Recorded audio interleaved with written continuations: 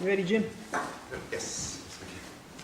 Who is this eminently forgettable, very ordinary, banal man? Is he a writer? Is he an insurance broker? Is he me? I mean, there is, after all, a passing resemblance when I looked in the mirror earlier. Now, judging from that hangdog look that he had earlier, if you recall, he could not be anything other than a writer. More than a hack, but not a great writer. One of his plays, called Rome, originates from a saying by Nietzsche, but you wouldn't know it if you saw the play. He was a man who drank heavily.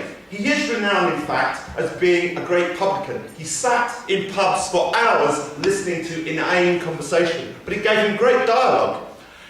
One of his heroines, or should I say a fallen woman, began life as a domestic and ended up as a dominatrix. She is none other than Jenny, I've forgotten her surname, but she is a prostitute who, one of her characters, Bob, is enticed with, infatuated by, something that happened in this character's name. And I haven't told you his name yet. His name is Patrick Hamilton. And he was in love with a prostitute, and I mean genuinely in love. He wrote many books: Hangover Square, 20,000 Streets Under the Sky, which is 3 novellas. I do commend him to you. And he was famous in his time, even though you might say, Patrick who? Patrick Hamilton. But he was famous. Here he is in his Soho flat, his penthouse suite, looking the epitome of success. But he had many tragedies in his life.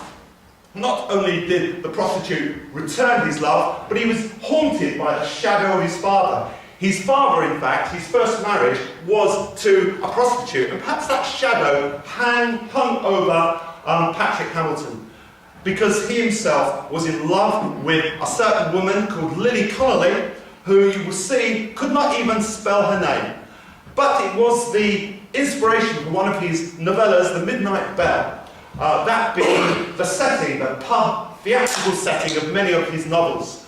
And you may, one of his 3 novels, novellas, was screened as a play, a series on television a few years ago, 20,000 Streets Under the Sky. Lily Connolly, an ordinary working-class prostitute, could not even spell her name properly, yet Patrick Hamilton, middle-class man, sophisticated man, was in love with her. And I mean genuinely in love. Like Bob in The Midnight Bell. He gave her all his money. He could have got as much sex as he wanted for a quarter of the price, but he loved her.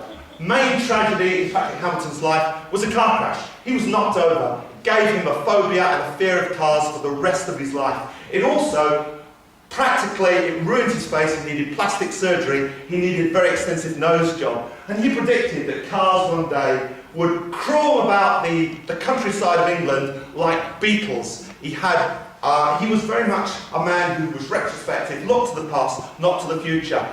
But his setting was the pub. That's where he felt at home. No writer has given us greater ambience of the public house. So I would commend Patrick Hamilton to you, as I say, a writer's writer.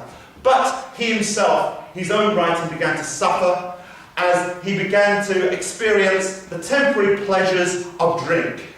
But there's a lot of humour in Hamilton, not all depressive, but his humour is like the effect of alcohol on a depressed spirit. It leaves you more depressed than you were previously. So you can have the high, the bucolic,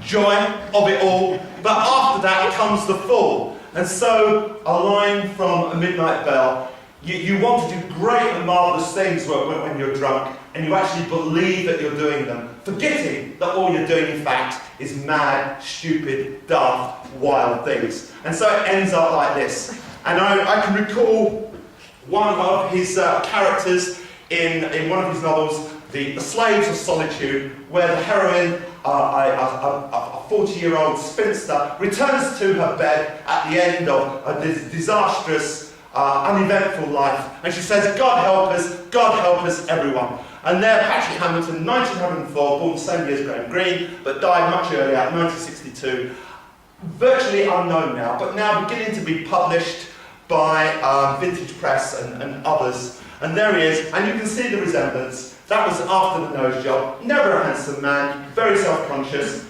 but married twice, but most of his time unconsummated love.